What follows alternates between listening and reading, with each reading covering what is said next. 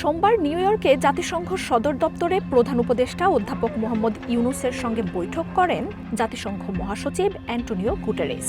বাংলাদেশে চলমান গণতান্ত্রিক উত্তরণ ও সংস্কার উদ্যোগে পূর্ণ সমর্থন জানান তিনি। বৈঠকে রাজনৈতিক সংস্কার, আগামী ফেব্রুয়ারির জাতীয় নির্বাচন, জুলাইয়ের গণ অভ্যুত্থানের সংঘটিত নৃশংসতার দায় নিরূপণ, সংরক্ষণবাদী শুল্ক নীতির কারণে বৈশ্বিক বাণিজ্য উদ্বেগ এবং ৩০ সেপ্টেম্বর অনুষ্ঠেয় আন্তর্জাতিক রোহিঙ্গা সম্মেলন সহ নানা বিষয়ে আলোচনা হয়। এদিকে নিউ ইয়র্কের একটি হোটেলে অধ্যাপক ইউনূস রবার্ট এফ কেনেডি মানবাধিকার সংস্থার সভাপতি কেরি কেনেডির নেতৃত্বে শীর্ষ মানবাধিকার প্রতিনিধি দলের সঙ্গে ১ ঘণ্টারও বেশি সময় বৈঠক করেন। এতে অংশ নেন বিভিন্ন দেশের মানবাধিকার ও সামাজিক ন্যায় প্রতিষ্ঠায় নিয়োজিত ব্যক্তিরা।